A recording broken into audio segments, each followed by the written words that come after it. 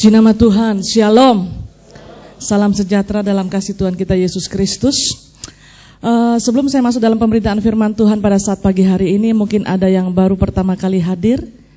Jika tidak keberatan bisa berdiri di tempat di mana saudara duduk untuk berdiri sejenak supaya kami bisa berkenalan. Puji Tuhan, di tengah kita ada saudara kita yang baru pertama kali hadir. Ada lagi? Silakan Pak. Puji Tuhan. Puji Tuhan. Selamat datang dan bergabung bersama kami dalam ibadah raya GBPS Jemaat Palu. Hati kami sangat bersuka cita sekali menyambut kedatangan saudara. Silakan duduk. Baiklah Bapak Ibu Saudara sekalian, kita akan mendoakan untuk saudara-saudara kita yang baru pertama kali hadir pada saat ini. Kita berdoa. Segala puji syukur kami naikkan di hadapan-Mu Tuhan. Terima kasih buat kasih karunia-Mu yang tidak pernah berkesudahan dalam kehidupan kami. Sehingga sampai hari ini Tuhan kami boleh memasuki hari yang baru. Bahkan kami boleh beribadah bersama-sama di tempat ini. Kami percaya Tuhan semua karena anugerah-Mu dalam kehidupan kami. Secara khusus juga kami boleh bersuka cita Engkau telah menghentar kedua saudara kami boleh bersama-sama datang di tempat ini. Kami percaya juga Tuhan ada rencana-Mu dalam kehidupan saudara-saudara kami yang hadir saat ini, yang baru pertama kali hadir. Dan biarlah Allah Roh Kudus Engkau terus berkarya dan Engkau nyatakan kehendak-Mu, sehingga saudara kami yang baru pertama kali hadir saat ini Tuhan, dalam ibadah ini mereka boleh merasa diberkati. Apa yang menjadi kebutuhan mereka Engkaulah sumber jawaban dalam kehidupan mereka. Dan setiap kami yang hadir saat ini, sebelum kami mendengar pemberitaan firman-Mu Tuhan, urapi setiap kami, baik hamba-Mu maupun juga jemaat-Mu yang hadir saat ini. Engkau urapi kami, terangi hati dan pemikiran kami. Allah Roh Kudus Engkau berkati kami. Terima kasih Bapa, dalam nama Yesus kami berdoa mengucap syukur. Amin. Puji nama Tuhan. Bapak Ibu Saudara sekalian dikasih oleh Tuhan. Baiklah saya akan ajak saudara langsung untuk membaca di dalam Roma pasal 12, pemberitaan firman Tuhan pada saat pagi hari ini. Kita baca dalam Roma pasal 12, ayat yang pertama, ayat yang tidak asing bagi kita. Mungkin yang dari sekolah minggu berkata juga, kalau waktu kecil sekolah minggu, oh saya udah biasa ayat ini, gak apa-apa. Kita akan sama-sama merenungkan ayat ini, Roma pasal 12, ayat yang pertama. Sudah dapat? Kalau sudah dapat kita akan baca bersama-sama. Demikian bunyi firman Tuhan. Karena itu saudara-saudara, demi kemurahan Allah, aku menasehatkan kamu supaya kamu mempersembahkan tubuhmu sebagai persembahan yang hidup, yang kudus, dan yang berkenan kepada Allah. Itu adalah ibadahmu yang sejati. Puji nama Tuhan. Bapak Ibu Saudara sekalian dikasih oleh Tuhan. Pagi hari ini saya akan berbicara tentang ibadah yang sejati. Iya. Berbicara tentang ibadah sepertinya untuk kalangan kita sebagai orang Kristen atau anak-anak Tuhan atau orang percaya, kata itu tidak asing bagi kita. Tapi tidak ada salahnya pagi hari ini kita akan bersama-sama merenungkan apa sih ibadah itu sebetulnya. Kita perlu memahami apakah ibadah itu. Banyak orang-orang Kristen berpikir, anak-anak Tuhan bahkan termasuk pelayan Tuhan, bahkan termasuk kalangan hamba Tuhan berpikir bahwa ibadah itu adalah kalau kita ke gereja. Di situ ada susunan ibadah atau semacam liturgi, yaitu puji-pujian, ada doanya, ada firmannya, itulah ibadah. Atau mungkin kita datang di komsel, ya di situ ada juga penyembahannya, mungkin ada sharingnya, itulah ibadah. Atau mungkin kita datang dalam suatu acara, baik itu ibadah pengucapan syukur yang seringkali dikenal. Datang ada puji-pujian, ada doa, ada renungan, itu ibadah. Seringkali orang ditanya, mau kemana? Oh saya mau pergi ibadah. Seperti minggu pagi ini, saudara datang di tempat ini, pasti saudara akan berkata, saya mau pergi ibadah dalam ibadah raya jam 7 pagi. Mau kemana? Oh saya mau ibadah kaum bapak. Mau kemana? Oh saya mau ibadah kaum wanita. Kalau saya dulu di Surabaya, saudara, selain kata ibadah, ada juga kata kebaktian. Ya kan? Mau kemana? Oh saya mau kebaktian. Kebaktian apa? Bapak-bapak. Kebaktian apa? Remaja. Kebaktian apa? Kaum wanita atau kaum ibu. Itu pemahaman pemikiran, oh saya mau ibadah, saya ke gereja atau saya ke salah satu tempat, di situ akan berkumpul orang-orang dan di situ ada susunan ibadah, puji-pujian, doa, jalan kolekte, firman, itulah ibadah. Tapi saudara, saya akan mengajak saudara pagi hari ini untuk memahami lebih jauh. Ya mungkin selama ini dalam kekristenan saudara hanya sebatas itu pemahaman tentang ibadah. Saya akan membawa saudara untuk memahami lebih jauh. Minta maaf, saya harus untuk bisa memahami lebih jauh tentang ibadah. Saya akan mengajak saudara untuk memahami dari bahasa-bahasa aslinya. Saudara nggak perlu menghafal, cukup saudara tahu saja, ya kan? Karena ini susah, ya kan? Hanya para mahasiswa teologi yang biasanya mau nggak mau harus tahu hal ini. Ya, tapi cukup saudara memahami saja sebagai orang percaya. Dalam bahasa aslinya, dalam bahasa Ibrani, ibadah itu adalah aboda. Ya, aboda, bukan aboga, saudara ya. Aboda, ya. Aboda itu dari kata dasar ebed, yang artinya adalah hamba. Nanti saudara akan lebih memahami kalau saya menyampaikan tentang etimologinya dari kata aslinya atau bahasa aslinya. Tapi ini nggak perlu saudara hafal, nggak apa-apa, hanya diketahui aja. Kalau para PKS mau mencatat silakan. Jadi ibadah atau aboda dalam bahasa Ibrani itu kata dasarnya adalah ebed. Ebed itu adalah hamba. Iya, kita hamba, dia adalah Tuhan kita. Tuhan di atas segala Tuhan. Dengan demikian, aboda mengandung pengertian perbuatan untuk menyatakan bakti kepada Tuhan. Jadi ibadah atau aboda dalam bahasa Ibrani, bahasa aslinya, perbuatan untuk menyatakan bakti kepada Tuhan. Nah, ini bakti ini susah mungkin bagi saudara. Saya waktu kecil, saya ingat ada lagu Pantai Costa yang berkata begini, berbakti, berbakti, berbakti, soal utama. Waktu saya kecil, kelas 6 SD, saya sempat ngiringi gitar di ibadah kaum wanita, saudara ya. Di gereja lokal kami di Surabaya, saya bingung apa ini berbakti, berbakti, berbakti gitu ya. Saudara, pagi hari ini saya akan sampaikan juga dari kata aslinya berbakti. Kata bakti itu rupanya diambil dari bahasa Sanskerta yang artinya adalah sikap memperhambakan diri. Sikap memperhambakan diri, perbuatan yang menyatakan setia dan hormat. Arti kata bakti itu adalah sikap menghambakan diri. Ternyata nggak jauh beda, saudara ya. Ebed itu hamba. Hamba itu tugasnya adalah melayani, menghambakan diri kepada tuannya, gitu ya. Perbuatan yang menyatakan setia dan hormat.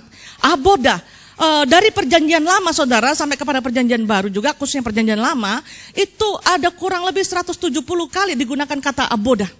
Iya. Yang nanti dalam Septuagintanya diterjemahkan ke bahasa Yunani juga, itu artinya kurang lebih sama. Ya, tidak lepas daripada istilah hamba atau perbuatan yang menyatakan bakti kepada Tuhan. Waktu saya remaja di GPPS Surabaya, saya sempat bingung, ada seorang hamba Tuhan yang dalam doanya berkata demikian.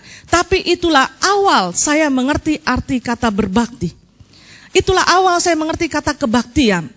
Ibu itu, saudara, sangat sederhana, dikondek rambutnya gitu ya. Pengetahuannya sederhana, tapi dia ternyata pintar.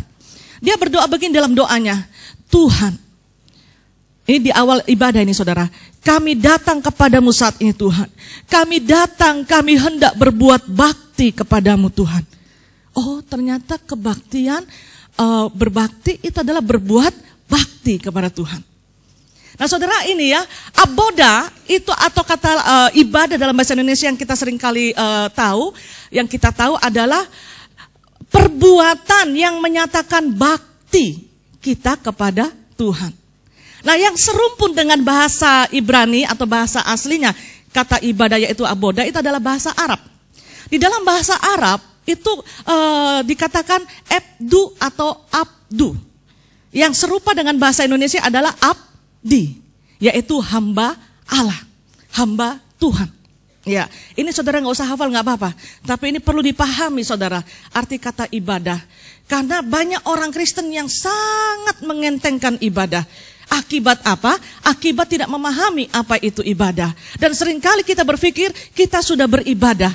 Nanti setelah kita mempelajari ini, kita masing-masing mengevaluasi, mengintrospeksi diri kita, apakah selama ini memang saya sudah beribadah. Termasuk pagi hari ini, tujuan saudara datang di tempat ini adalah untuk mengikuti ibadah raya, ibadah minggu pagi. Apakah betul setelah pulang nanti, saudara sudah beribadah? Ya, oke. Nah, selain dalam bahasa Ibrani, dalam bahasa Yunaninya, itu digunakan kata latreia.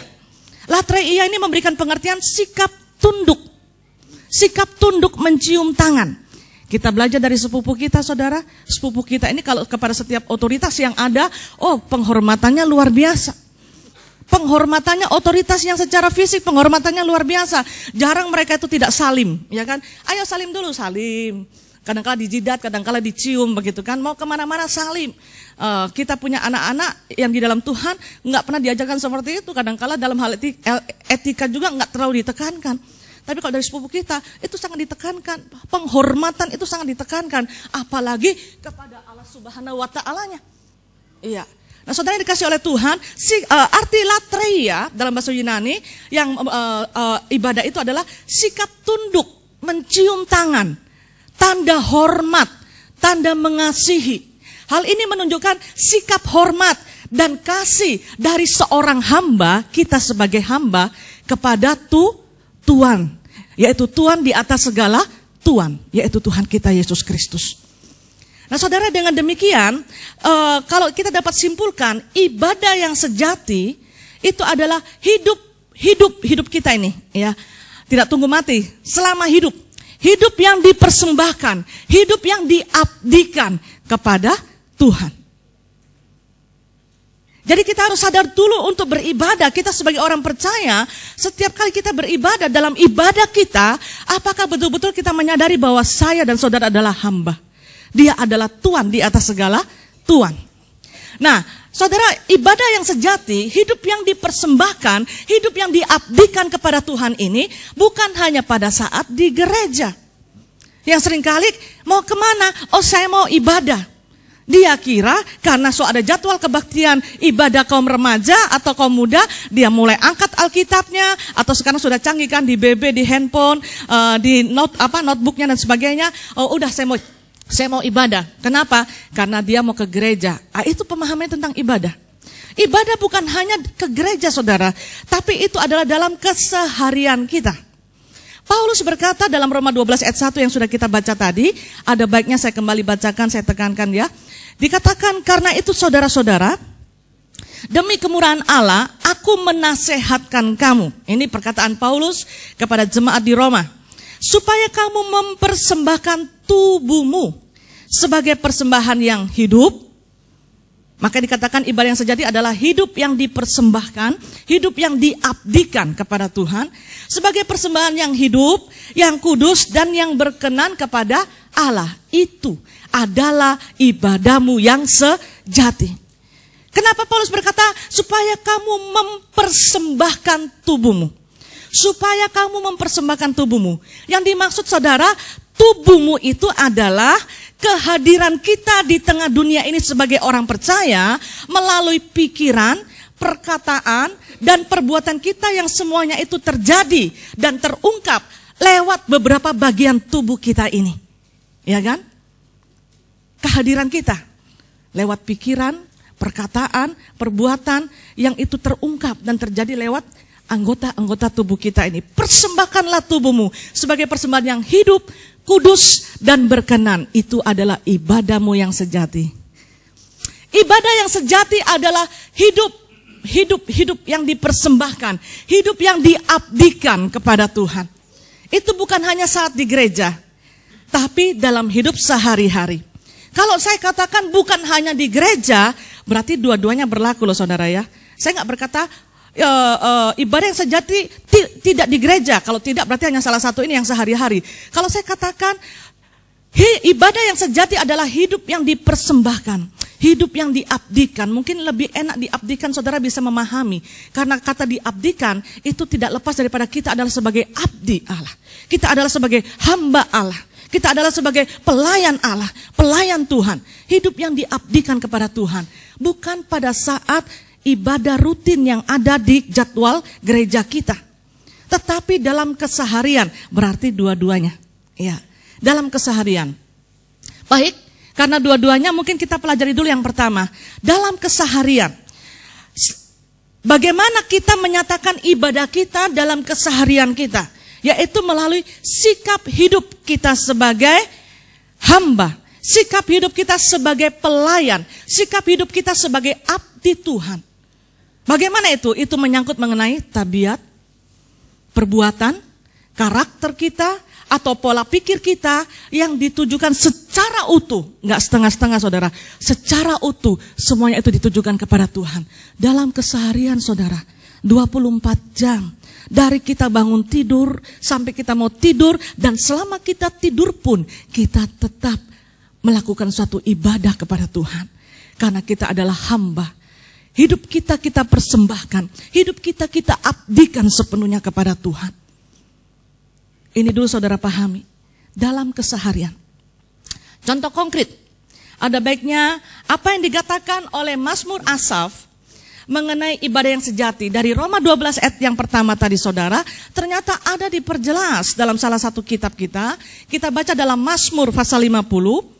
Kalau saudara baca dalam Mazmur pasal 50, di dalam perikopnya dikatakan ibadah yang sejati. Bukan Mazmur Daud ya, Mazmur Asaf. Kita baca Mazmur pasal 50, kita baca dulu ayat yang ke-16.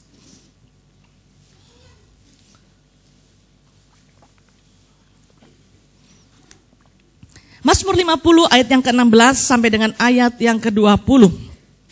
Jika sudah mendapatkannya, mari kita baca bergantian, ayat genap perempuan, ayat ganjil laki-laki. Demikian bunyi firman Tuhan, dikatakan, tetapi kepada orang fasik Allah berfirman, apakah urusanmu menyelidiki ketetapanku dan menyebut-nyebut perjanjianku dengan mulutmu? Padahal engkaulah yang membenci teguran dan mengesampingkan firmanku. Jika engkau melihat pencuri, maka engkau berkawan dengan dia dan bergaul dengan orang bersinah. Mulutmu kau biarkan mengucapkan yang jahat dan pada lidahmu melekat tipu daya. Engkau duduk dan mengata-ngatai saudaramu, memfitnah anak ibumu. Nah saudara, firman Tuhan berkata, Mazmur Asaf berkata dalam mazmurnya tentang ibadah yang sejati itu apa? Dikatakan bahwa sangat jelas dalam ayat yang ke-16, ibadah sejati bagaimana kita hidup sebagai hamba dalam keseharian kita, dalam kita melakukan ibadah yang sejati kita kepada Tuhan, kita tidak hidup seperti orang fasik. Di dalam keseharian kita tidak hidup seperti orang fasik. Masih banyak juga anak-anak Tuhan yang kurang memahami apa itu orang fasik. Ada yang berkata orang fasik itu sama dengan orang kafir, berbeda saudara ya. Apa itu orang fasik? Siapa itu orang fasik? Sangat jelas dari ayat yang kita baca tadi. Ayat 16 sampai dengan ayat 17 dikatakan bahwa orang fasik itu adalah orang yang belajar firman Allah, tahu firman, bahkan dalam kehidupannya sehari-hari juga memperkatakan firman, tetapi dia mengesampingkan atau tidak melakukan firman itu. Dia tahu, dia memperkatakan, wah rohani, kesannya rohani. Tetapi hanya Allah yang tahu kehidupan kita. Kita juga gak bisa menjadi hakim kalau kita berkata kepada orang, itu tuh orang fasik. Kita udah menghakimi orang itu saudara. Ya kan? Orang yang belajar firman, orang yang tahu firman, bahkan orang yang memperkatakan firman, tetapi dia sendiri sebetulnya memungkiri firman itu, dia tidak melakukannya dalam kehidupannya sehari-hari.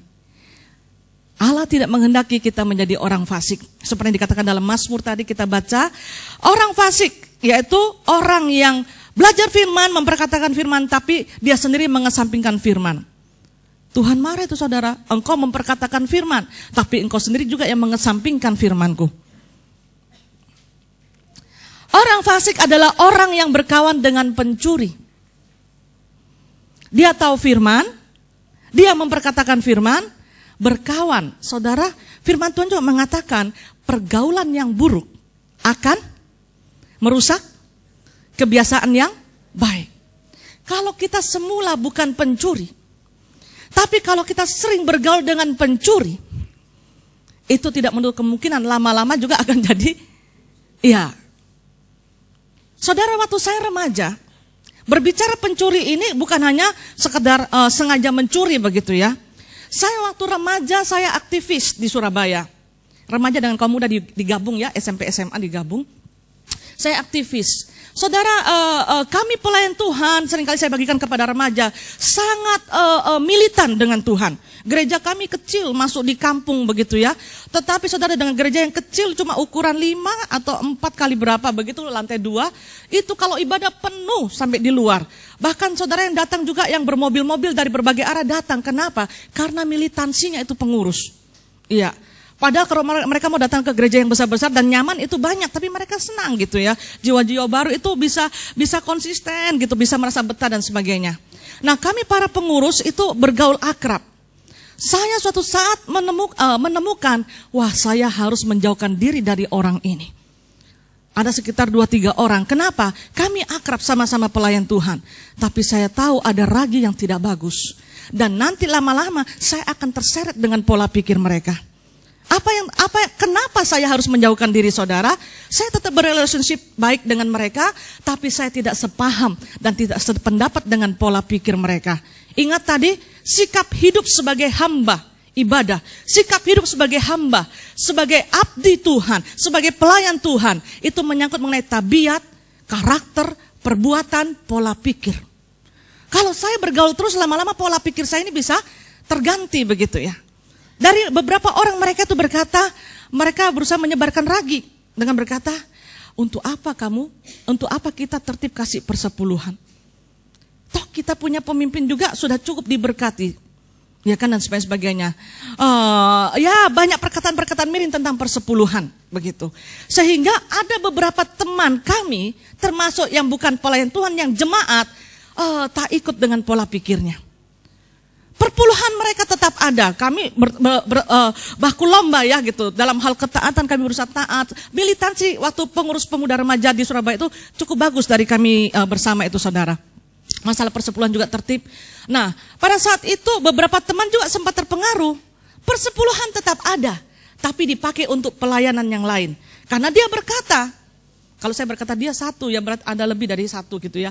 Mereka berkata bahwa nggak apa-apa, kita bisa bagikan kepada janda miskin, yatim piatu dan sebagainya gitu. Saya berpikir ini nggak alkitabiah ya. Maliaki 3 ayat 10 aja berkata, bawalah seluruh persembahan persepuluhanmu, seluruh, bukan sebagian, ya kan? Dari 100% berkat yang kita peroleh, 10% itu Tuhan berkata bawalah seluruh persembahan persepuluhanmu.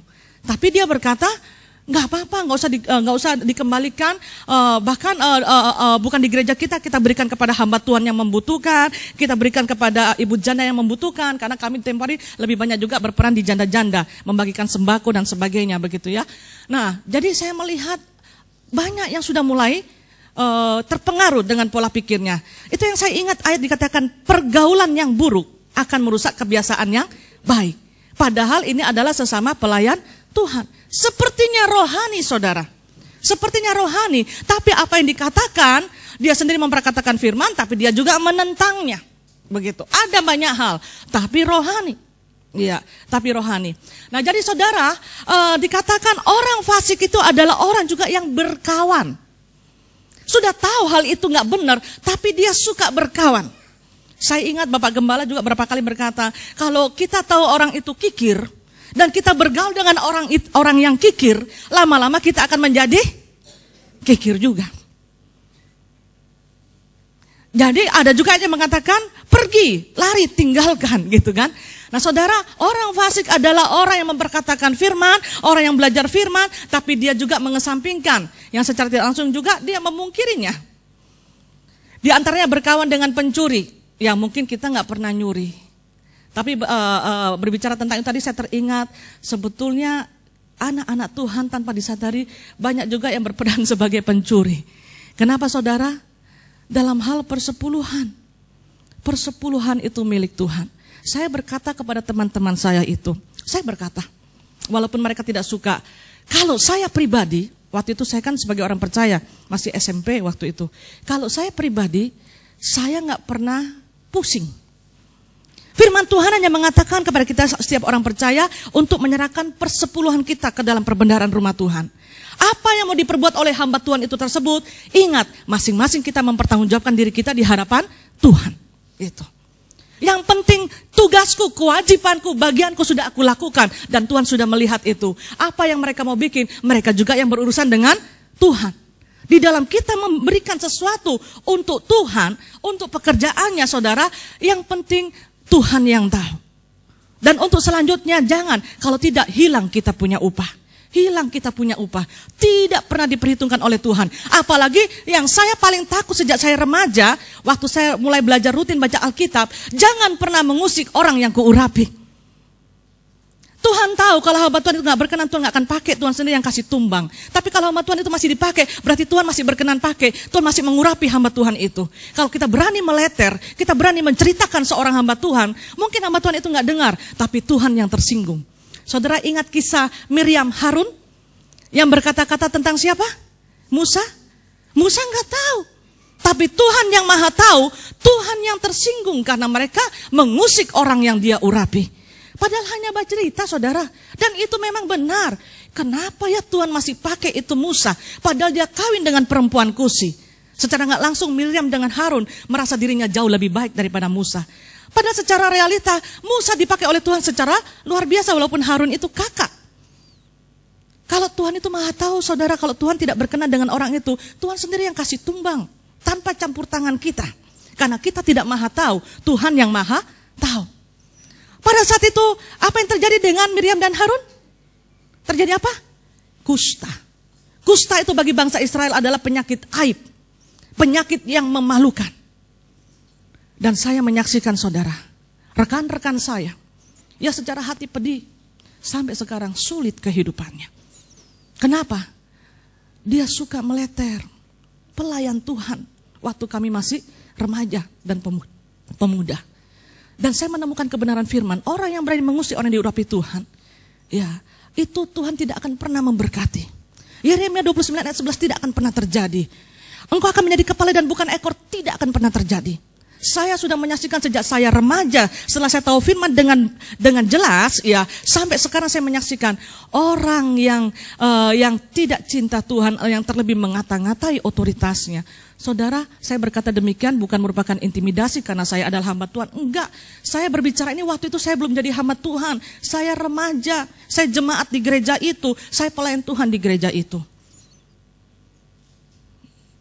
Bahkan parah rumah tangganya juga. Hubungan suami istrinya juga parah gitu ya. Jadi saya mendengar kalau ke Surabaya saya luangkan waktu untuk sempat berfellowship dengan dia, berbincang-bincang. Tapi susah ya, karena udah punya suatu pemikiran sendiri, idealis, sangat idealis sekali begitu. Tapi dia tetap beribadah gitu ya. Tetap beribadah rajin di salah satu gereja lokal.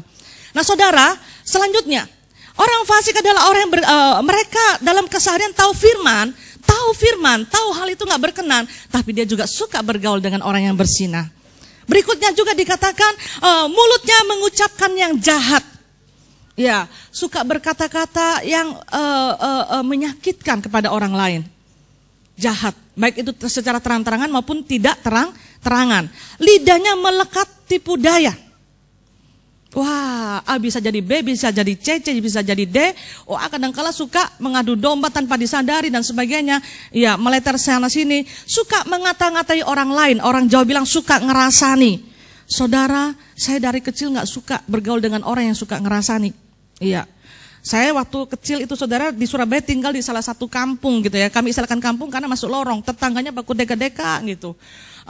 Seringkali saya dikatakan, kok kamu gak pernah di sini gitu ngumpul-ngumpul dengan kami. Jujur saya agak kurang suka.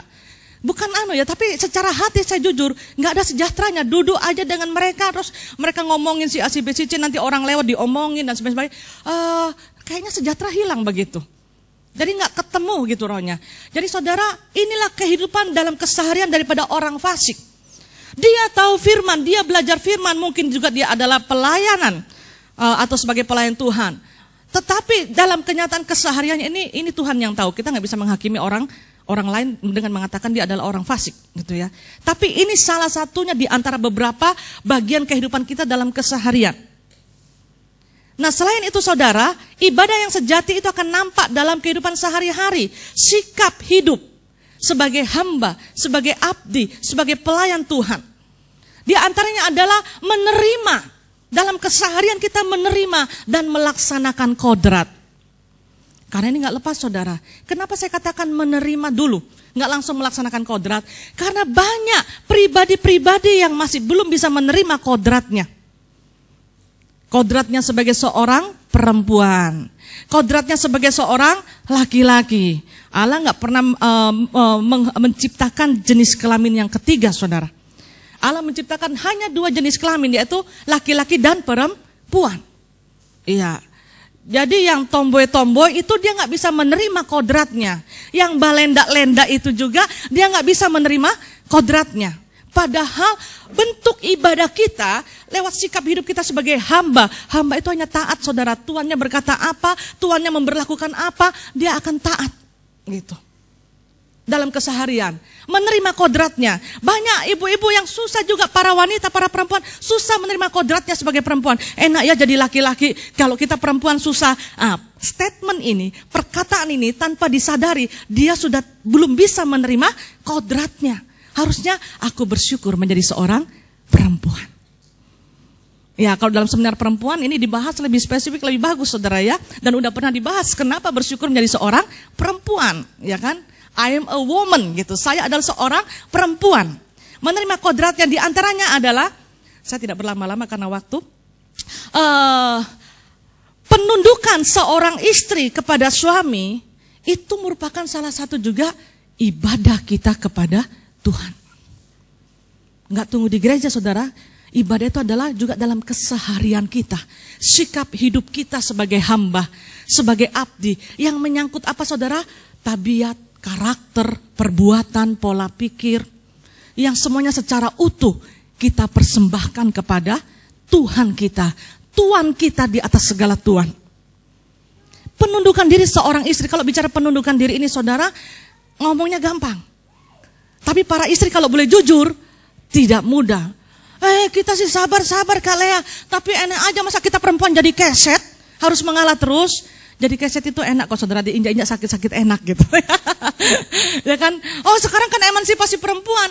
Memangnya laki-laki begitu. Laki-laki itu saya pernah ketemu, saudara. Waduh, saya baru bicara satu kata, ini emosionalnya dia, rupanya dia sangat tertegan. Ya, dalam melaksanakan penundukan dirinya, pada akhirnya dia merontak, dia berkata, laki-laki itu Kak Lea, enak saja dia berkata, kamu harus tunduk kepada otoritas. Saya tunduk kepada otoritas, tapi dia sebagai otoritas, dia otoriter juga.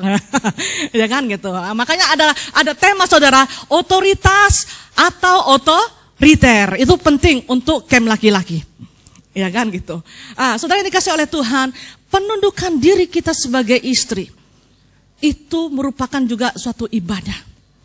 Kalau saudara lihat tayangan sinetron, saya sih jarang lihat sinetron ya. Kalau saudara lihat ajaran dari para sepupu kita, bagaimana para istri diajar untuk tunduk, begitu rupa. Bahkan kalau dalam budaya Jawa yang di keraton, saudara, yang di Solo sana dan sebagainya, untuk ketemu sama suaminya itu ya, pernah suami saya baku sedu, nggak ada ini dia di sini, dia ada di belakang. Saudara, pernah suami saya baku sedu. Suatu saat selesai ibadah, dia duduk, dia berkata, gitu. Apa saudara, kaos kakinya? Saya ketawa, kenapa? Kau kan orang Jawa, budaya Jawa kan suami dilepaskan kaos kakinya. Begitu saya baru mau merangkak, baku sedu ini kan saudara, begitu saya mau merangkak, mau lepas, dia tarik juga kakinya. Tapi kalau keseharian seperti itu, saya belajar. Ya, berbicara tentang penundukan ini, saudara, memang tidak mudah secara daging. Tapi kalau saudara memahami arti kata ibadah, tidak hanya di gereja, tidak tunggu nanti di gereja, tapi dalam keseharian, apa yang Tuhan firmankan, kita hamba, kita taat untuk melakukannya. Efesus pasal 5 ayat 22 dikatakan bahwa, hai istri-istri, tunduklah kepada suami. Tunduk. Dia adalah otoritas. Walaupun kesal, tapi tunggu saat yang tepat, baru nanti kita bisa membahasnya. Karena kalau dibahas saat itu, saudara, pasti jeder gitu ya. Iran, Irak, piring terbang dan sebagainya akan jadi. Dan ujung-ujungnya percaya deh para istri, nggak akan pernah menang. Ya kan? Karena kalau kita mempelajari pribadi laki-laki dengan perempuan, memang sudah itulah para pria. Egonya dan sebagainya kan. Justru iblis akan terus ambil keuntungan. Lebih baik sabar sedikit. Walaupun meleleh air mata, ya kan? Walaupun tarik nafas panjang, padahal tidak habis senam ini saudara. Kalau habis senam tarik nafas panjang wajar kan? Ini tarik nafas panjang karena ya daripada nanti TBC gitu. Dan sebagainya. Jangan pernah simpan kekesalan, itu akan menimbulkan penyakit. Saudara rugi, ya kan gitu. Nah saudara, salah satu sikap penundukan diri, karena ini bukan camp perempuan, ini garis besarnya aja karena itu ada ayatnya. Itu juga merupakan ibadah. Dalam keseharian kita sebagai istri, peran kita sebagai istri, jadilah kita istri yang memuliakan Tuhan. Itu yang seringkali saya sampaikan. Saya menyampaikan ini kepada saudara. Sebelum saya sampaikan, pasti saya dulu yang ditempelak. Saya dulu yang harus belajar. Dan saya akan tetap terus belajar. Saya akan terus mau belajar bagaimana menjadi istri yang memiliki penundukan diri walaupun itu tidak mudah. Sebenarnya tidak sulit juga saudara. Tidak sulit karena namanya sudah menjadi satu daging ya, gitu tidak sulit. Ini kan suami. Oh, firman Tuhan berkata demikian. Tetapi terkadang ada hal-hal yang mungkin secara kalau ada hakim dan sebagainya, mungkin kita sebagai perempuan benar, tapi terkadang kita harus rela kehilangan hak kita untuk benar. Tapi biasanya hanya saat itu saja. Setelah lewat, tenang-tenang, kalau dibahas, dibicarakan, oh itu akan bagus hasilnya. Berikutnya juga, suami-suami jangan bangga. Tuh, istri tunduk, ya kan? Sontong tunduk, ya.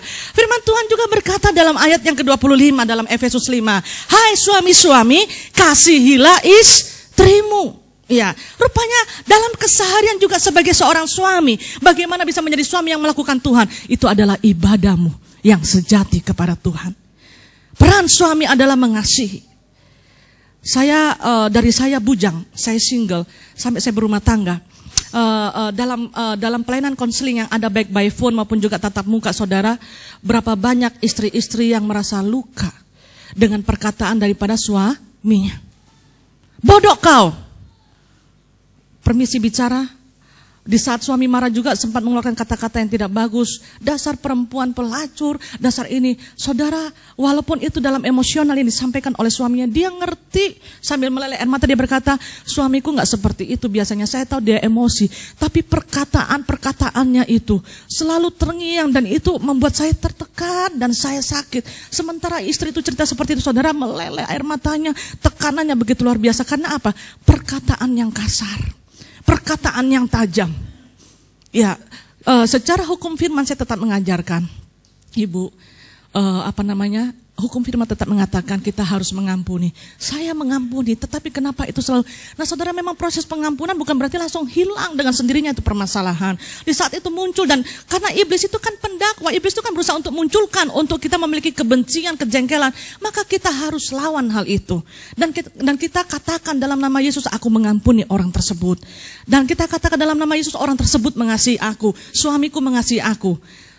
Saya belajar saudara, di saat jengkel marah dengan seseorang, ya karena ketidakbaikannya, saya berusaha untuk merekam apa kebaikannya.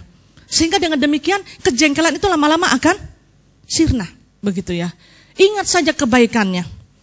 Tapi jangan nyanyi, ingat kasihnya, ingat kebaikannya, itu hanya untuk yang di atas, ya kan? Kebaikannya memang luar biasa gitu. Ya, sehingga hati kita bebas daripada kebencian. Berapa banyak juga anak-anak yang mengalami seperti ini juga.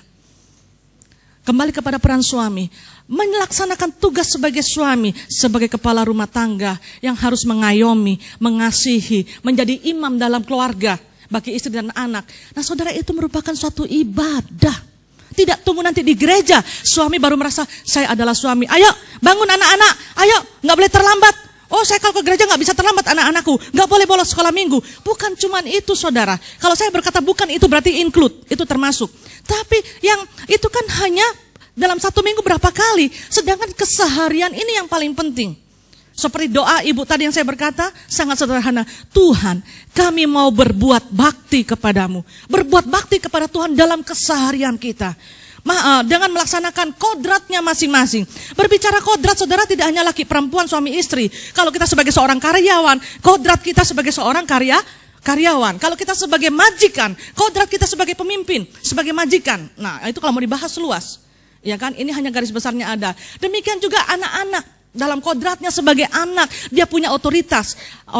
Firman Tuhan mengajarkan, Paulus mengajarkan kepada jemaat di Efesus, dalam Efesus pasal yang ke-6 ayat yang kedua, hai anak-anak, hormatilah orang tuamu, hormatilah ayah ibumu.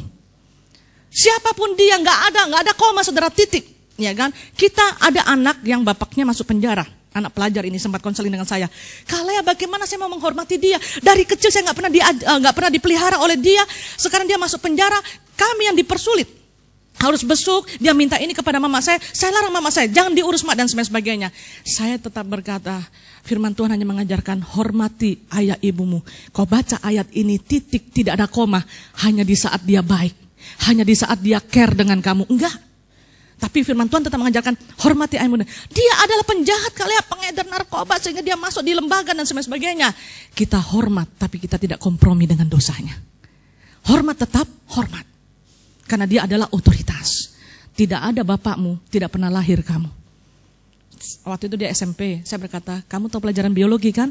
Tidak ada benih laki-laki, tidak pernah hadir seorang bayi. Kalau kau boleh ada sampai saat ini, kau tetap harus menghormati dia. Wah, menangis, berteriak, dia memang kepahitan mati begitu ya. Puji Tuhan, kemurahan Tuhan, dia bisa mengampuni. Nah, saudara yang dikasih oleh Tuhan, ibadah yang terjadi dalam keseharian diantaranya adalah bisa menerima dan melaksanakan kodrat. Nah, itu dalam keseharian. Sekarang bagaimana dengan yang di gereja? Ya, atau pelayanan. Saya kasih gambar, ini gereja kita, saudara. Ya, mulai sekarang bermimpilah dengan gambar yang baru yang ada di depan sana. Ya, tapi karena yang baru, saya lagi berbicara mengenai realisasi sehari-hari. Jadi saya nggak pakai gambar yang baru, saya pakai gambar yang lama, ya kan? Karena ini yang sudah berjalan dan sampai saat ini.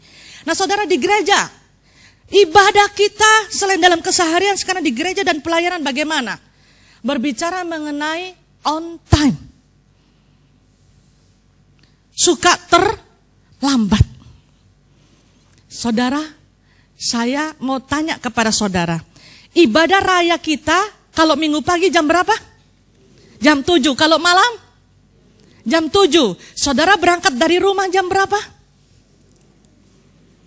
Saya tanya kepada remaja, ibadah remaja jam berapa? Jam 6. Berangkat dari rumah jam berapa? Ada yang jawab setengah 6. Ada yang jawab bilang jam 6. Saya tanya, kamu sekolah jam berapa? Jam 7. Berangkat sekolah jam berapa? Setengah 7. Berani berangkat sekolah jam 7? Tidak. Kenapa? Kalau terlambat kita dihukum. Saya berkata, bersyukurlah engkau punya Tuhan yang murah hati.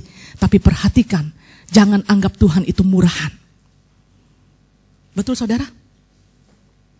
Penghormatan kita kepada otoritas yang ada di muka bumi harus. Tapi berarti saudara tidak melakukan ibadah.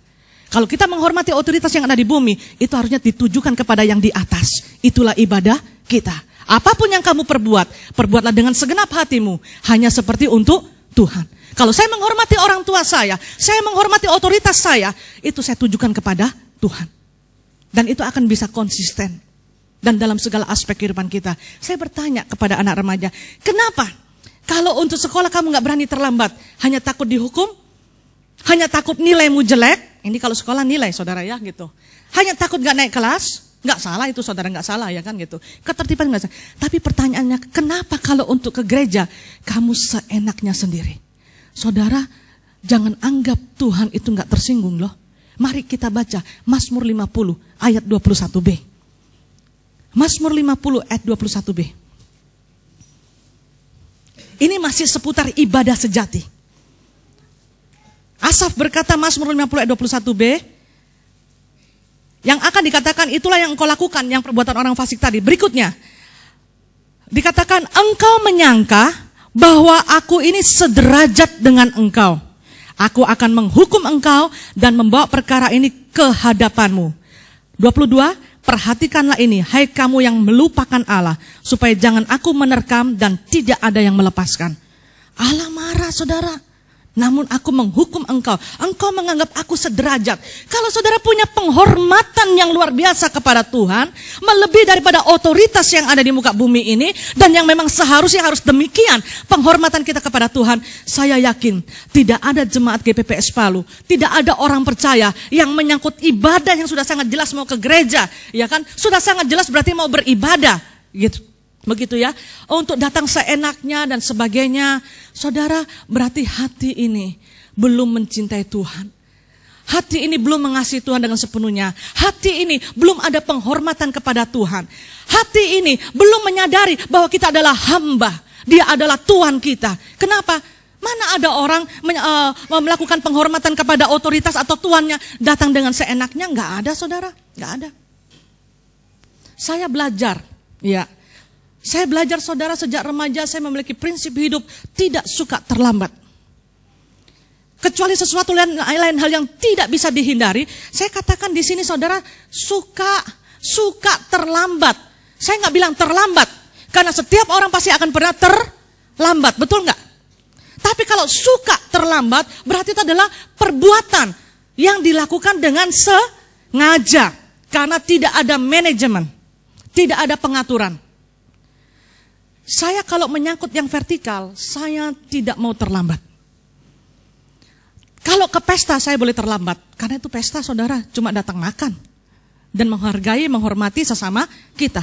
Kalau datang pesta saya terlambat nggak menjadi masalah, atau hal-hal yang tidak, pokoknya tidak menyangkut vertikal. Tapi kalau yang menyangkut vertikal, saya nggak suka terlambat, gitu ya. Kalau toh terlambat terkadang karena adanya oknum-oknum yang ada di sekitar, dan harus menjaga kesabaran supaya iblis jangan mengambil keuntungan. Atau terkadang ada hal-hal yang tidak bisa dihindari, tiba-tiba. Nah itu berarti bukan suka. Kata suka itu, saudara, selalu perbuatan yang selalu dilakukan. Perbuatan yang selalu dilakukan. Ya kan?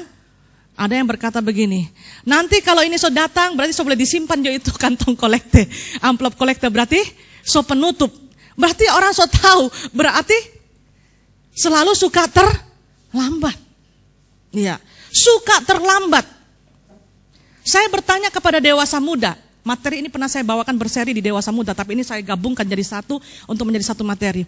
Saya bertanya kepada dewasa muda itu kan saudara single, tapi yang sudah usia bekerja, ya rata-rata bekerja mereka. Profesi lah gitu kan, dan yang berumah tangga muda. Saya bertanya kepada si A, saya datangi, kalau engkau ada appointment dengan seseorang mengenai bisnis, ya kan, dijanjikan ayo kita ketemu jam 9, karena ada bisnis baru ini. Pertanyaan saya, kamu akan datang jam berapa? Oh dia jawab, oh so pasti kali ya 8:30. Kenapa kamu datang 8:30? Gang tau, ya kan? Ya ini, gang doan, dalam arti kata akan ada omset, akan ada pemasukan. Ini berbicara mengenai fulus. Ya, fulus ya kan. Nah, ini pengusaha kita ya kan. Berbicara mengenai uang, ya kan. Nah, saudara dikasih oleh Tuhan, kalau berbicara mengenai omset uang, kita bisa on time begitu rupa. Tapi bagaimana setiap kali ibadah, baik itu ibadah raya, baik itu komsel, baik itu persekutuan bulanan pelayan Tuhan. Oh ini yang seringkali agak parah ini saudara, minta maaf saya berkata parah. Karena pelayan Tuhan pun belum memahami arti ibadah dalam hidupnya. Oh cuma persekutuan pelayan Tuhan kok, biar jam mulai jam 4 datang jam 4:30 baru berangkat dari rumah. Justru sebagai pelayan Tuhan saudara, kalau itu persekutuan bulanan, kenapa ada persekutuan bulanan? Prinsip kami tim pengembalaan tidak menambah hari. Tapi dalam pelayanan letak kekuatan kita, itu adalah di dalam doa. Namanya persekutuan saudara, itu berarti persekutuan bulanan PDM, persekutuan dewasa muda. Nah mulai jam 7, kita datang sebelum jam 7, kenapa? Selama itu kita menggumuli untuk pelayanan dewasa muda. Kita doain satu-satu itu pelayanan dewasa muda secara khusus, GPPS secara global, yaitu GPPS Jemaat Palu, GPPS Induk, dan secara khusus dan sebagainya. Lah, seharusnya itu lebih penting juga gitu. Semuanya penting. Tidak suka terlambat. Saya kalau mau ibadah, saya biasakan seperti ini saudara. Saya mau ibadah sampai kepada baju pun saya sudah atur 1 hari sebelumnya. Waktu saya tiba di Palu, saya bersyukur ketemu gembala yang sangat disiplin juga. Saya ingat sekali waktu saya masih tinggal di pastori belakang, itu Bapak Gembala tidak pernah izinkan itu serika hari Minggu. Kendati kita sempat lupa misalnya atau apa nggak sempat dan sebagainya, hari Minggu tidak boleh setrika. Sampai Tante Mary pun hafal. Minggu tidak boleh misteri kami, gitu kan? Tidak boleh setrika. Berarti not prepare, tidak ada persiapan. Hari Sabtu sudah harus dipersiapkan. Sampai sekarang itu mendarah daging. Kalau saya mau ibadah khususnya mau pelayanan, ya kan? Saya akan persiapkan. Saya akan persiapkan. Awal saya menikah suami saya bingung. Rupa artis saja, cari baju-baju. Besok juga itu ibadah. Oh enggak, saya enggak mau besok terlambat hanya gara-gara cari baju. Apalagi sekarang saudara kan, oversize. Ya kan, cari mana baju yang cocok begitu. Ini aja kurang dicocok-cocokin begitu. Ya, nah saudara dikasih oleh Tuhan, kenapa? Itu adalah sikap hati kita. Ingat, aboda. Kita sebagai hamba, ebed, abdu, ya kan, hamba, yaitu perbuatan bakti kita kepada Tuhan. Sikap dalam keseharian, sikap hidup kita kepada Tuhan. Ya kan, lewat ketertiban kita juga. Sikap kita saudara nggak mau asal-asalan untuk Tuhan. Tapi banyak anak Tuhan, saya kalau ibadah, saya suka berdiri di situ. Ya kan? Saya suka berdiri di situ, saya lihat timpelen altar gitu kan. Saya juga melihat ada yang menjelang firman baru datang dengan santainya, berbagai macam gaya jemaat GPPS Palu. Ya kan gitu. Dan tidak merasa bersalah dengan Tuhan. Tadi dewasa muda menjawab kepada saya, saya akan datang 8:30. Tapi kalau untuk ibadah, jam berapa kamu berangkat dari rumah? Ketawa dia. Bukan cuma dia, beberapa orang itu ketawa karena kami melantai kan, ketawa. Iya. Saudara, kalau kita ingat perjanjian lama, saya mengajar pemuridan modul 4. Itu materi pujian penyembahan berbicara mengenai kemah Musa. Itu ada ruang, ada halaman, ada ruang suci, ada ruang maha suci. Saudara tahu, untuk masuk dalam ruang maha suci, itu hanya boleh imam besar. Ada 70 imam, yang termasuk anggota Sanhedrin atau sekarang istilahnya Mahkamah Agama. 70 imam itu dikepalai oleh imam besar satu. Untuk masuk ruang maha suci yang ada tabut perjanjian, itu hanya boleh imam besar. Dan saudara tahu imam besar ini pakaiannya dilengkapi begitu rupa. Yaitu diantaranya dilengkapi dengan giring-giring. Bunyi kerincing begitu ya. Sehingga dia kalau melakukan suatu penyembahan, dia akan mewakili umat. Saya dan saudara hanya boleh di luar, nggak boleh masuk sini. Kalau ini berlaku sampai sekarang, bersyukurlah saya dan saudara hidup dalam zaman anugerah. Kalau ini masih berlaku sampai sekarang, itu hidup dalam Taurat itu, begitu saudara datang terlambat buka pintu, kesambar saudara. Sama hadirat Tuhan mati, ya kan? Saudara tahu itu imam menggunakan kerincing-kerincing dan ada tali digati gitu ya. Itu ada orang yang di luar saudara. Kalau udah nggak bunyi kerincing-kerincing, dia nggak berjalan lagi ya. Itu tali mulai dihentak. Kalau dihentak dia akan, tunggu kita masih persembahan ini. Berarti masih ada, ya kan gitu. Berarti hidup dia. Kenapa saudara? Kalau kita belajar secara detail, waktu saya sekolah Alkitab ya. Baca secara detail, untuk masuk dalam ruang maha suci itu saudara harus begitu kudusnya. Bajengkel dengan suami saja atau istri masuk, karena dia imam istri berarti ya. Begitu ada pikiran jengkel sedikit masuk dalam keadaan tidak tahir, tidak kudus, kesambar hadirat Tuhan, dia mati. Nah kalau dia mati saudara, walaupun maksud baik untuk menolong, gak boleh ini yang lain masuk dalam ruang maha kudus, yang ada tabutnya itu masuk untuk menolong, padahal maksud baik kan. Saudara ingat Usa, waktu dia mau tolong itu tabut perjanjian mau jatuh, kesambar dia mati. Iya. Nah, saudara tahu, itu sebabnya perlu ada tali gitu. Kalau dia dalam keadaan tidak tahir, dia mati, dihentak-hentak nggak ada, maka dia akan diseret, ditarik sampai keluar gitu ya. Nah, baru bisa diatur untuk pemakamannya. Berarti dia dalam keadaan tidak tahir. Betapa sulitnya jadi imam.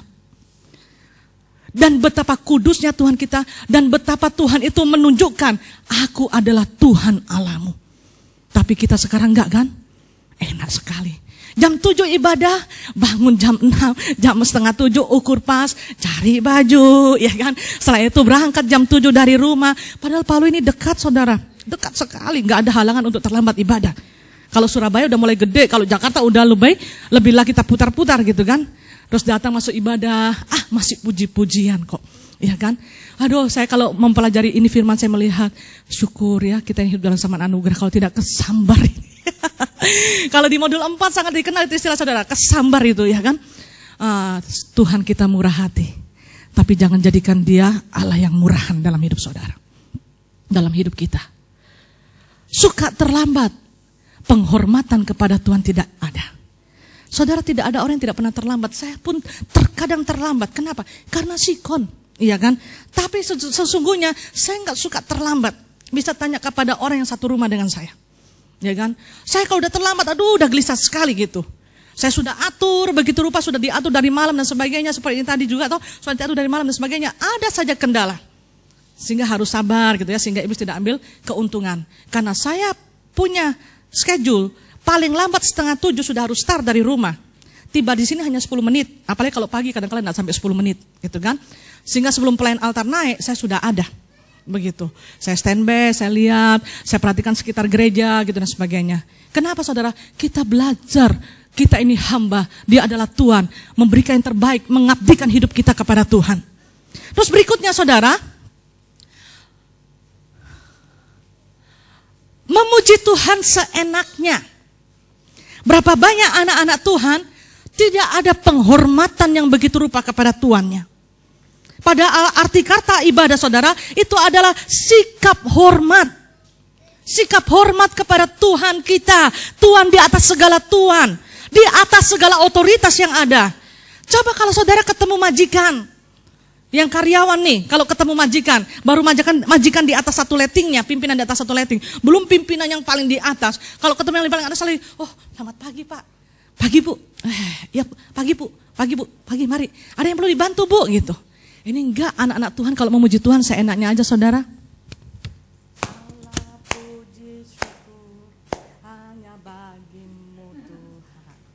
Wah ini kalau dalam perjanjian lama kesambar ini saudara. Ya kan? Tidak layak Tuhan berkata, tidak ada penghormatan kepadaku. Iya. Bahkan ada yang begini, dengan jaimnya. Ya, sungguh besar setiamu, nyata di sepanjang hidup. Dia menikmati karena ada hentakan kakinya, iramanya, ya kan? Dia kira di space bar ini. Darahmu telah layakkan. Semua sudah enak soalnya. Ku tinggikan Engkau Tuhan. Dia goyang lagi. Melebihi. Sangat kentara saudara. Ini adalah pribadi tidak bermaksud menghakimi. Ini adalah pribadi yang belum memuji Tuhan dari hati. Dia hanya menyanyi. Karena kata-kata itu dilakukan, maka dia hanya menyanyi. Menyanyi dengan memuji Tuhan itu berbeda. Apalagi kalau dari rumah, saudara sudah tahu, saya mau berbuat bakti kepadamu Tuhan. Ibadah di gereja itu saudara lebih gampang kita pahami untuk melakukan penghormatan dibanding yang keseharian tadi. Dua-duanya tetap harus ada dalam kehidupan kita. Dan yang titik berat kan yang di keseharian itu saudara. Karena kalau ibadah 1 minggu berapa kali. Tapi ini yang sudah tahu jelas mau beribadah. Itu pun seenaknya dengan Tuhan. Tidak ada penghormatan kepada Tuhan. Saudara, saya yang memahami hal ini. Saya belajar, saya kadang-kala sedih. Aduh, kenapa gitu ya. Ini orang suka terlambat. Padahal bisa diatur waktunya gitu kan. Terlambat itu wajar terjadi kepada kehidupan semua orang. Tapi bukan suka terlambat. Gitu. Memuji Tuhan seenaknya, nggak ada penghormatan. Ketemu dengan pimpinan-pimpinan kita aja yang di sekuler, begitu rupa hormatnya. Ini enggak, seenaknya aja kan? Gitu. Bahkan ada yang garuk kepala gitu ya. Seenaknya aja gitu. Terus habis itu ada yang ngobrol, sembah puji-pujian. Saudara, Tuhan yang dikatakan hadir, melihat di saat kita puji-pujian, betapa sedihnya hati Tuhan. Makanya ada dikatakan bangsa ini memuliakan aku dengan bibirnya. Kutinggikan Engkau Tuhan. Padahal hatinya apa? Menjauh dari padaku. Saudara, Tuhan si pemberi hidup, nafas hidup kepada kita. Patut dia menerima penghormatan kita. Kita hamba. Dia adalah Tuhan di atas segala Tuhan. Ibadah yang sejati, hidup yang diabdikan kepada Tuhan kita. Kenapakah kita gak bisa memberikan penghormatan kita kepada Tuhan? Selanjutnya saudara, selain memuji Tuhan selama ibadah atau selama di gereja, pada saat mendengar firman Tuhan, ya kan? Oh sekarang susah dideteksi saudara, susah dibedakan. Saudara pegang BB, saudara pegang Galaxy Note atau Galaxy Tab itu lagi baca ayat, tak tunduk terus, atau lagi BBM-an. Atau lagi internet lagi jalan, ya kan? Sambil dengar firman, sambil jalan internet, gitu kan? Itu sebabnya kenapa ada ayat yang berkata, bangsa ini memuliakan aku dengan bibirnya, padahal hatinya menjauh dari padaku. Rugi saudara, rugi. Itu hati yang siap penghormatan kepada Tuhan. Di sepupu kita, anak-anak pun saudara tertib. Rumah saya tempoh hari dekat musola. Kalau jam mereka sembahyang, itu anak-anak sudah dengan sarungnya, dengan apa ini? Baju perempuan ini, ya. Mereka tertib, gak ada yang beribut. Tentu orang tuanya yang menertibkan. Kenapa orang tuanya bisa menertibkan? Karena orang tuanya juga punya sikap penghormatan kepada Tuhan. Iya, sehingga anaknya diajar nak gitu. Saya SMP di Katolik. Saya beberapa kali wajib ikut misa, 1 bulan sekali. Saya melihat saudara, waktu itu gabung misa dalam ibadahnya mereka juga tertib, sunyi. Uang koin jatuh langsung kedengaran begitu kan, kalau di Katolik kan. Tertibnya penghormatannya kepada Tuhan. Ya positifnya kita ambil ya. Nah saudara, tapi kita seringkali nggak ada. Firman pun juga keluar masuk. Saya seringkali evaluasi pelayan altar. Rugikah kamu mendengar khotbah 2 kali? Saya aja yang pendeta nih, yang hamba Tuhan, senang sekali dengar khotbah. Kalau saya dengar pagi, saudara saya dengar malam, ada berkat tersendiri lagi yang didapat. Walaupun pembicaranya sama, temanya sama, materinya sama, tapi ada lagi hal-hal yang baru yang bisa didapat. Seperti saya berkhotbah pagi ini, karena kalian di malam bisa berkembang lagi begitu. Iya, itu senang sekali. Tapi ada orang yang tidak gemar dengar firman, tidak gemar memuji Tuhan. Saya bingung saudara, dia nanti betah nggak tinggal di sorga? Karena orang yang tidak suka memuji Tuhan tidak akan pernah betah tinggal di sorga. Karena di sorga tugas kita hanya apa? Memuji dan menyembah. Hosana, Hosana. Di Wahyu kan, Wahyu. Hosana bagi sang Raja. Lah kalau selama di bumi saudara nggak suka memuji Tuhan, saudara baru di surga berapa hari, Tuhan kembalikan aku ke dunia, oh dilempar masuk neraka. No? Iya. Karena nggak ada pilihan. Kalau nggak di surga ya berarti masuk neraka gitu kan. Nah saudara dikasih oleh Tuhan, sikap hidup kita dalam beribadah seringkali adalah seperti ini. Berikutnya saudara, kebersihan di gereja. Saudara mungkin saya berpikir, ngapain sampai kebersihan pun menyangkut ibadah? Saya katakan kepada saudara, saya salut dengan slogan, saya istilahkan slogan ya.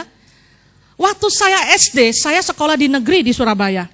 Saya bergaul dengan anak-anak muslim. Saya kan nggak tahu saudara, setiap pendidikan agama kami dipisah baku sebelah. Sampai doanya mereka saya hafal.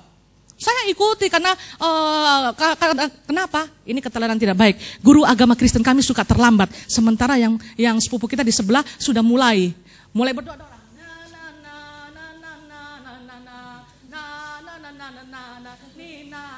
Ya kan? Itu kami yang Kristen ikut gitu. Karena guru agama Kristen nggak datang, lambat masuk gitu. Nggak ada keteladanan. Iya. Nah saudara, saya belajar dari mereka. Saya dengar guru agamanya berkata, kebersihan itu merupakan bagian iman dan takwa kita kepada Allah Subhanahu wa Ta'ala. Sepupu kita, kebersihan itu merupakan iman, ibadah mereka. Orang Kristen enggak. Saya buktikan saudara, ya kan? Kenapa saya singgung ini masalah kebersihan? Kebersihan ini dalam keseharian tadi itu yang paling penting juga. Cuma ini saya karena waktu saya cuma yang di gereja atau ibadah. Saya bingung. Di kursi-kursi kita ini saudara, terkadang di bawah-bawah itu banyak gula-gula karet. Saya sedih. Kok ada ya anak Tuhan yang tidak bisa memelihara? Ini sudah gereja loh saudara, belum dalam hidup keseharian, belum dalam hidup keseharian. Terus gelas-gelas aquanya tim pelayan altar, ya kan? Tafiaro. Kebersihan itu merupakan bagian iman dan takwa kita kepada Tuhan. Tapi orang Kristen enggak, yang penting baca Alkitab dari Kejadian sampai Wahyu, pemuritan dari modul 1 sampai modul 5 selesai, terus aktif dalam pelayanan, rajin ibadah, itulah ibadah kita. Enggak, kebersihan itu adalah ibadah juga. Kenapa saudara? Karena kita merawat berkat Tuhan yang ada di sekitar kita, kita merawat. Saya belajar Kolose 3:23 dalam hidup saya, dalam keseharian. Makanya saya kalau ke kantor, ya ke pastori, seringkali saya agak sedikit berceloteh. Karena saya tidak suka ketidakrapian dan ketidakbersihan, paling tidak suka gitu ya. Talimburan gitu kan. Gitu. Saudara, waktu saya jadi gembala remaja, saya pernah besuk salah satu anak remaja jemaat simpatisan. Iya. Saya besuk rumahnya saudara. Kalau saya berbicara ini pasti Ibu Milka bisa mengerti yang saya maksud ini. Saya besuk rumahnya, saya kagum. Rumahnya remaja ini, remajanya sama kita, orang tuanya tidak gitu ya. Sekarang dia sudah pindah kota. Kakak adik sama kita. Saya besuk rumahnya, saya suka gitu. Rumahnya dari papan, di Palu sini saudara. Masuk lorong, saya besuk. Rumahnya papan, ya kan gitu. Lantainya dari semen yang di plester. Saya besuk, saya lepas sandal. Saya masuk. Lihat aja senang saudara, dari semen. Tetapi kalau saudara jalan tanpa sandal, mulus, tidak kalah-kalah itu yang begini. Dari apa ini namanya? tehel atau granit begitu. Saya permisi mau ke toiletnya. Bongkar rahasia sedikit. Kalau saya kepingin tahu bersihnya orang atau tidak, saya suka ke toilet. Iya kan? Saya permisi ke toiletnya. Saudara, senengnya saya gitu ya. Saya lihat dapurnya. Saudara tahu itu kayu yang cuma ditambal-tambal, ditoki-toki, lalu dibikin jadi meja, ditaruh kompor hook di atasnya. Kompor hooknya bersih. Terus itu meja dia pele pakai kalender bekas. Kalau kalender bekas itu yang dari Bank Mandiri atau dari apa gitu, dibaliknya kan putih toh. Nah itu dia pele, dia pakai isolasi, rapi bersih. Rumah itu nggak perlu mewah, tapi kalau bersih tetap bersih. Gitu. Saya masuk di kamar mandinya, bukan dari kloset yang dari merek Kia, bukan.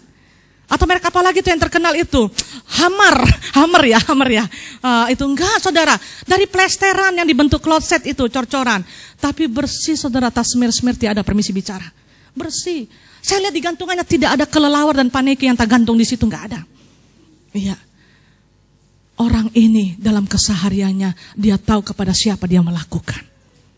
Kebersihan itu, saudara, itu adalah harus menjadi bagian hidup kita. Itu namanya, dia tahu berkat yang Tuhan berikan dengan dia rumah walaupun dari papan. Tapi dia hargai berkat Tuhan. Dia rawat berkat Tuhan. Dia pelihara berkat Tuhan. Karena dia tahu itu dia lakukan untuk siapa.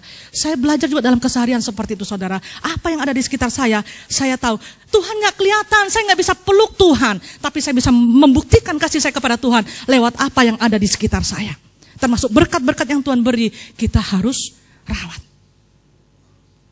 Jangan kita dikalah dengan sepupu kita, saudara. Kita yang penting rohani tapi yang jasmani termasuk kebersihan kita anggap enggak. Itu juga merupakan bagian ibadah kita. Di gereja ini, saudara, gelas aqua kadang-kala talimburan, habis makan gula-gula dibuang. Aduh, iya. Ini budaya ya, kebersihan juga kan. Habis makan gula-gula buang. Yang saya bingung, selalu ada gula-gula karet. Terus habis itu ada beberapa kursi itu yang tak semer-semer. Mungkin ada acara perjamuan kasih, makan dan sebagainya. Mungkin itu anak-anak ya kan gitu. Nah sebetulnya itu kan dalam penanganan daripada orang tuanya. Gitu kan. Aduh jangan nak, ini kalau tak semer nanti tumpah ya bagaimana pengaturannya. Saudara, itu merupakan sikap hormat kita kepada Tuhan. Lewat apa yang ada di sekitar ini kita pertanggungjawabkan di hadapan Tuhan. Minta maaf, ini keterbukaan yang agak sedikit menusuk. Tetapi saya harus menyampaikan terus terang kepada saudara apa itu ibadah. Supaya saudara jangan salah pikir saya sudah beribadah. Apakah benar selama ini saya dan saudara sudah beribadah kepada Tuhan? Dari kata abodah. Kita hamba, dia Tuhan. Apa yang Tuhan berikan kepada kita, otomatis Tuhan itu mau kita pertanggungjawabkan. Kita rawat, kita pelihara, kita tunjukkan bahwa itu kita lakukan untuk Tuhan kita di atas segala Tuhan. Amin. Ya. Nah saudara, dengan demikian dapat kita simpulkan, ibadah yang sejati adalah bukan hanya saat di gereja, tapi juga dalam hidup sehari-hari. Sikap hidup kita sebagai hamba, sikap hidup kita sebagai pelayan, sikap hidup kita sebagai abdi Tuhan. Melalui apa? Menyangkut apa? Tabiat, perbuatan, karakter, pola pikir yang dipersembahkan secara utuh kepada Tuhan. Saya yakin kalau saudara pahami hal ini, sebentar setelah meninggalkan tempat ini, kita akan sama-sama, saudara saya pun belajar, kita akan sama-sama berbuat bakti kepada Tuhan. Ibadah, kebaktian, itu artinya adalah berbuat bakti kepada Tuhan. Sikap penghormatan yang kita lakukan dengan kasih, bukan karena terpaksa, tapi dengan kasih kita kepada Tuhan. Amin firman Tuhan, Tuhan kiranya memberkati kita sekalian. Saya jemput saudara untuk bangkit berdiri.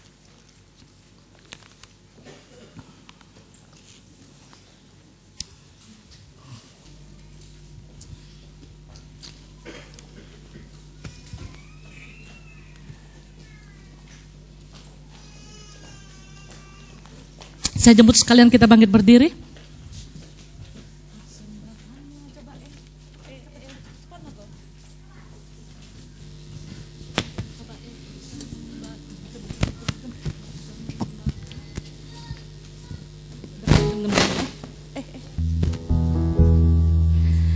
Persembahkanlah pujian dan hormat, kemuliaan bagi Yesus, hormat dan pujian, kemuliaan